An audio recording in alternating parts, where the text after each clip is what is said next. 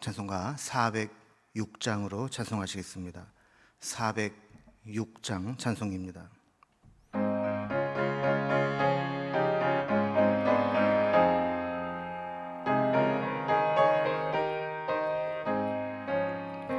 고난 내 영혼 편히 쉴 곳과 풍랑 일어도 안전한 포구 폭풍까지도 다스리시는 주의 영원한 팔 의지에 주의 영원하신 팔 함께 하사 항상 나를 붙드시니 어느 곳에 가든지 요동하지 않음은 주의 팔을 의지함이라. 세상 친구들 나를 버려도 예수를 함께 동행함으로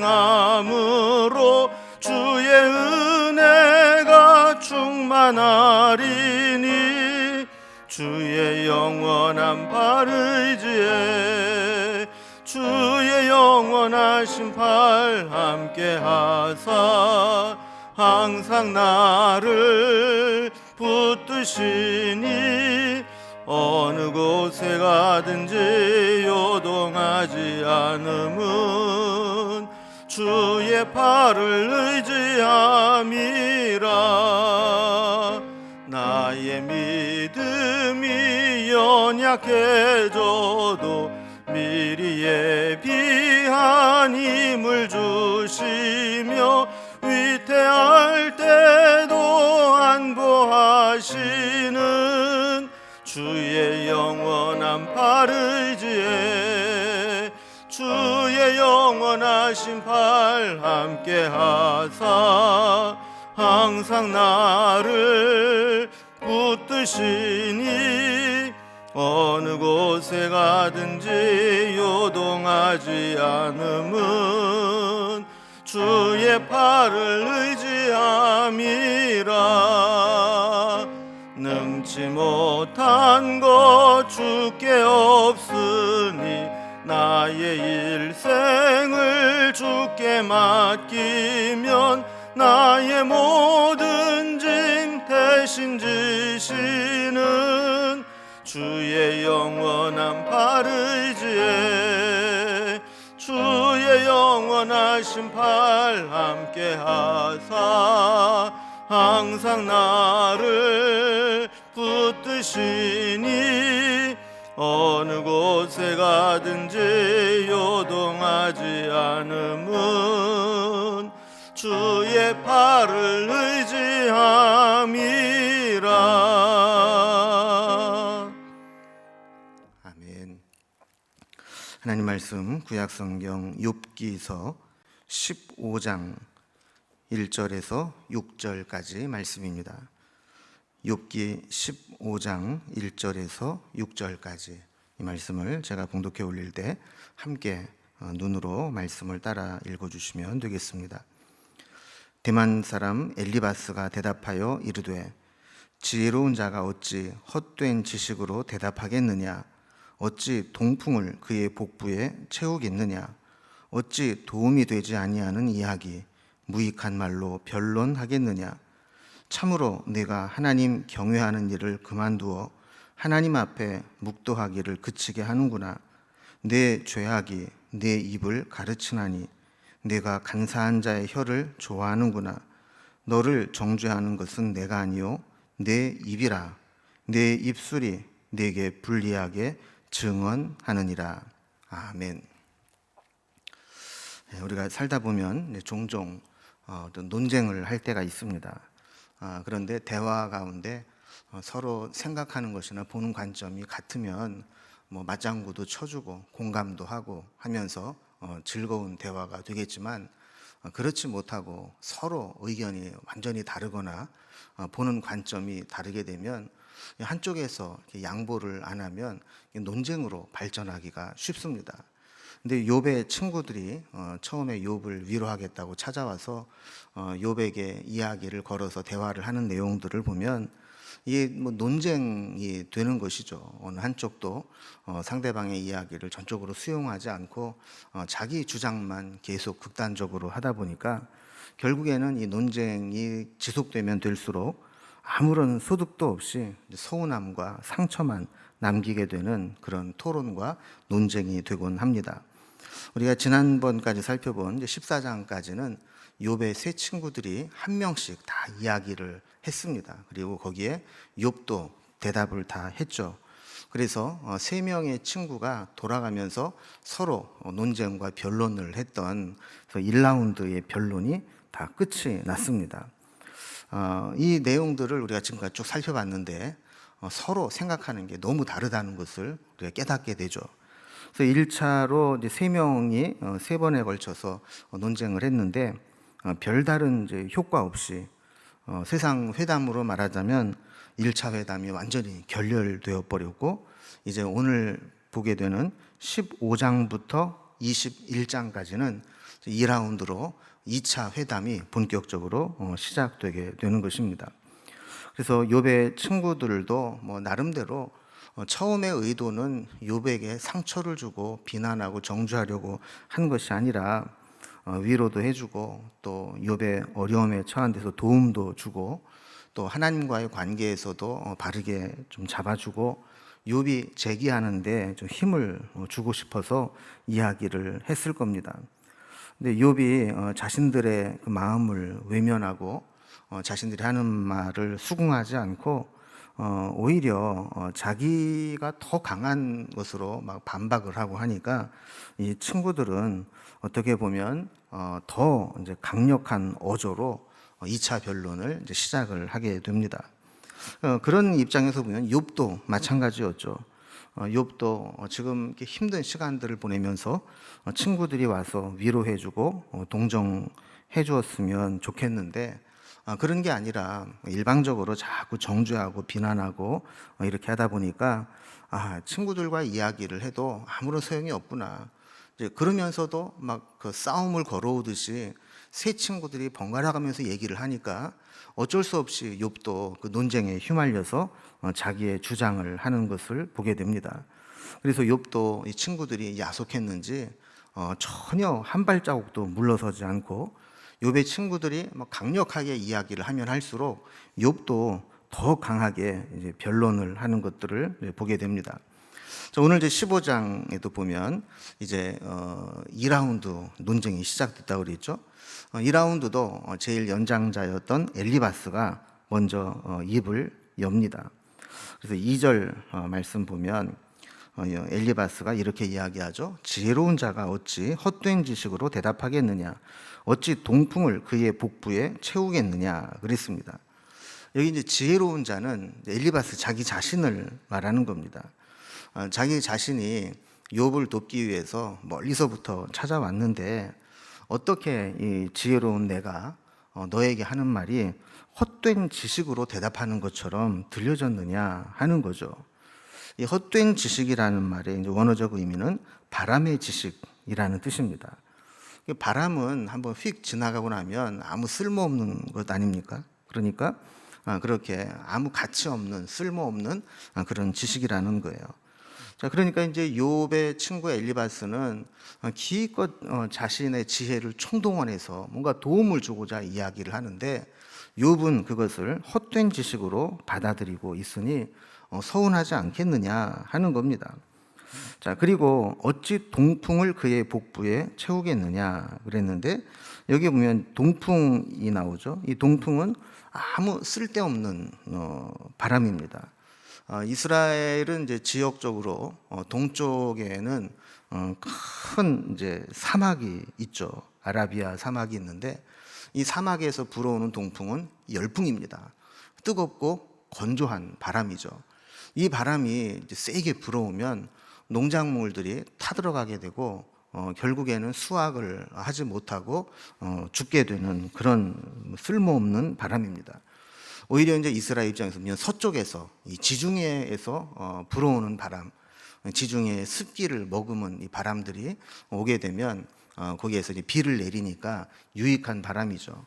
여기서도 동풍을 그의 복부에 채우겠느냐, 이 동풍이라고 하는 것은 백해무익한 바람이라는 겁니다. 우리나라로 말하자면 봄철에 중국에서 불어오는 미세먼지나 황사와 같이 그렇게 아무런 도움도 안 되고 해만 끼치는 그런 이제 바람인데, 이것을 동풍에 채운다는 것은 해로운 것을 품고 자신과 다른 사람에게 해를 끼친다는 것을 말하는 겁니다. 그러니까 지금 엘리바스는 친구인 욥을 찾아와서 좀 도와주겠다고 나름대로 애를 쓰고 있는데, 욥은 그것을 마치 해로운 동풍을 불고 온 것처럼 그렇게 받아들이고 있으니 너무 서운하다, 이런 이야기입니다. 3절에서도 같은 의미로 이야기를 이어갑니다. 어찌 도움이 되지 아니하는 이야기, 무익한 말로 변론하겠느냐 하는 겁니다. 자, 이 말 역시 욥의 친구들이 여기까지 찾아와서 욥에게 이야기를 할 때는 적어도 나름대로 좀 욥을 도와주겠다고 의견을 좀 모으고 생각들을 모아놓은 지혜의 말들인데, 그것을 마치 무익한 말로 변론하는 것처럼 그렇게 받아들여 버리면 욥의 친구들이 여기까지 와서 위로하고 이야기하는 게 너무 무의미하지 않느냐 하는 겁니다. 아마 이 세 친구들이 욥에게 원하는 것은 이런 거였던 것 같아요. 욥에게 이야기를 계속할 때 욥이 어느 순간에 맞다고, 내가 돌아보니까 너무 난 허물도 많고 죄도 많다고, 또 가만히 생각을 해보니까 알고 지은 죄 모르고 지은 죄 다 따져보면 정말 나는 이런 하나님의 징계를 받아도 싸다고, 그러면서 내가 지금은 이렇게 하나님의 징계로 큰 고난을 당했지만 친구들이 찾아와 줬으니 너무 고맙고, 또 내가 재기할 수 있도록 좀 도와주면 내가 친구들의 도움으로 힘을 얻을 것 같다고. 만약에 이제 뭐 이런 이야기를 욥이 했더라면 아마 친구들은 잘했다고, 잘 생각했다고, 그러면서 우리가 미력 하나만 도울 수 있는 만큼 돕겠다고, 우리 셋이서 욥 너 하나 못 일으키겠느냐고 그러면서 도와주었을 거라는 것이죠. 그런데 정작 욥이 지난번 1차 변론 때 3명의 친구들에게 하는 변론을 들어보면 너무 당당하지 않습니까? 뭐 아직도 뭐 기가 살아있는 것 같고 기고만장한 것 같고, 좀 겸손하게 자신의 죄를 인정한다든지 하나님의 긍휼을 구한다든지 친구들에게 도움을 요청한다든지 이런 기미가 전혀 보이지 않는 겁니다. 오히려 욥의 친구들에게 마치 신앙적으로 가르치려고 하듯이 그런 모습을 이렇게 보면서 욥의 친구들은 욥의 친구들대로 욥에게 좀 서운한 마음을 가지고 있었던 것이죠. 그래서 4절에 보면 그 속내를 이렇게 표현합니다. 참으로 네가 하나님 경외하는 일을 그만두어 하나님 앞에 묵도하기를 그치게 하는구나 그랬습니다. 그러니까 욥의 친구들이 볼 때 욥이 하는 이야기를 가만히 들어보면 하나님을 경외하는 것과는 너무 거리가 먼 것 같고, 욥이 하는 말을 들으니까 너무 화가 나서 뭐 경건이고 뭐 거룩하고 뭐 이런 거 좀 생각할 겨를이 없이 하나님 앞에 묵도하고 기도하는 것조차 잊고 그냥 다 때려치고 그냥 돌아가고 싶다, 이런 이제 이야기를 하는 겁니다. 5절에 보면 내 죄악이 내 입을 가르치나니 내가 간사한 자의 혀를 좋아하는구나 그랬습니다. 그러니까 욥이 그동안 욥의 친구들에게 이 변론한 내용들을 아주 신랄하게 비판하는 겁니다. 욥이 죄악이 욥의 입을 가르쳐서 입에서 나온 모든 말들이 다 죄악이라는 거예요. 또 간사한 자의 혀를 좋아해서 간사한 말을 하고 있다라는 거예요.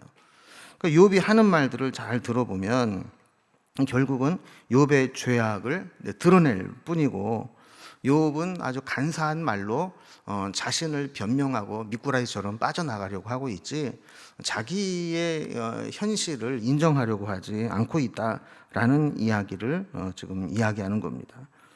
그래서 사실 이제 뭐 자존심이 센 사람들은 자기의 잘못을 인정하는 게 쉽지 않습니다. 더군다나 옛날에 잘 나가다가 이렇게 폭삭망했거나 좀 현실이 아주 안 좋은 상황이 된 사람들은 그렇게 자신을 순순히 인정하기보다는 뭔가 현실을 감추고 또 변명을 하고 이러면서 자신의 자존심을 세우려고 할 때가 있는데, 욥의 친구들이 볼 때는 이제 그럴수록 이 욥에게는 자신의 죄악을 드러낼 뿐이다라는 겁니다. 그래서 6절에 보면 너를 정죄한 것은 내가 아니요 내 입이라 내 입술이 내게 불리하게 증언하느니라 그랬습니다. 이런 법정에서는 이제 묵비권이라는 게 있습니다. 그러니까 내가 이런 말을 하는 것이 유리한지 불리한지 잘 모를 때에는 그냥 함부로 막 말을 내뱉어서 그것이 나중에 올무가 돼서 불리하게 되지 않도록 하기 위해서 변호사가 입회를 하거나 변호사가 대신 변론을 해주기 전까지 묵비권을 행사할 수가 있는 거죠. 그런데 이런 것들을 분별하지 못하고 그냥 막 말을 쏟아내다 보면 자가당착에 빠지게 되고, 자기가 한 말이 올무가 되어서 자기는 나름대로 자신의 무고함을 증명하고 자신을 위해서 이야기했다고 하는 것이 오히려 자신의 잘못을 인정하는 꼴이 되는 그런 경우도 있다라는 거죠. 근데 지금 욥의 친구들이 욥에게 하는 말이 바로 그런 겁니다. 내가 너를 정죄하는 게 아니다. 지금 네 이 얘기를 가만히 듣고 보니까 네가 네 입으로 네가 얼마나 잘못되고 모순되고 교만하고 그런 죄를 다 보여주는 거 아니냐. 그러니까 네 입으로 하는 말이 다 너에게 불리하게 증언하는 거니까 너는 더 이상 뭐 쓸데없이 변명하려고 하지 말고 우리가 하는 얘기를 잘 들어라 하는 겁니다. 여러분, 요즘에 보면 우리 사회에도 이렇게 아무런 유익함 없이 서로에게 상처와 아픔만 남기는 논쟁들이 너무나 많이 있습니다. 그러니까 엘리바스가 2라운드의 논쟁을 시작하면서 욥과 이야기를 하는데, 2차 논쟁 역시 이렇게 욥과 친구들에게 서로 오해만 불러일으키고 상처만 남기고 마음에 아픔을 주는 그런 논쟁들인 것이죠. 그래서 우리도 이 욥의 논쟁들을 계속해서 이제 살펴보면서 우리는 절대 논쟁을 하는 게 절대로 유리하지 않구나, 유익하지 않구나. 여러분, 보면 나름대로 다 가치관이 있고 또 소신이 있기 때문에 내가 논쟁을 해서 이긴들 상대방이 내 뜻을 따르지 않습니다. 그래서 내가 이겨도 기분 나빠서 나에 대해서 안 좋은 감정을 갖게 되고, 또 내가 지면 또 내가 기분 나쁘고. 그래서 논쟁이라고 하는 것은 우리에게 이제 해서는 안 되는 것 중에 하나죠. 그런데도 보면 슬슬 뭐 정치 얘기를 꺼낸다거나 이념 편향적인 이야기를 꺼낸다거나 이렇게 해서 그냥 막 상대방으로 하여금 거기에 막 반응하게 만들고 변론하게 만들고, 그래서 결국 나중에 이제 다툼이 되고 싸움이 되는 경우가 있지 않습니까? 우리 목회자들 단톡방에도 보면 그냥 목회자들이 서로 안부 묻고 목회하는 이야기하고 그럼 좋은데, 거기에 꼭 그 이념적인 기사를 링크한다든지 또 그런 정치적인 얘기를 시작을 하면 꼭 또 거기에 예민하게 반응하는 사람들이 나오게 되고, 그러다 보면 그 단톡방이 완전히 쑥대밭이 되는 경우가 있습니다. 그러니까 우리는 대면에서 이야기할 때든 단톡이나 카톡을 통해서 하든 그때 이렇게 논쟁이 될 만한 것들을 먼저 꺼내는 것은 아주 지혜롭지 못한 것들입니다. 그래서 욥과 이 친구들의 논쟁을 우리가 계속 보면서 논쟁이라고 하는 것 결국 무익한 것이고, 이겨도 그것은 이익이 될 것이 하나도 없고 지면 기분 나쁘고 그런 것이기 때문에 우리가 쓸데없는 논쟁, 아픔과 상처만 남기는 그런 논쟁, 이런 것들은 누가 시작을 하더라도 무시하거나 그냥 이제 여기까지 하자고 그렇게 해서 끝내는 것이 좋지, 끝까지 논쟁을 하다 보면 남는 건 상처와 아픔뿐입니다.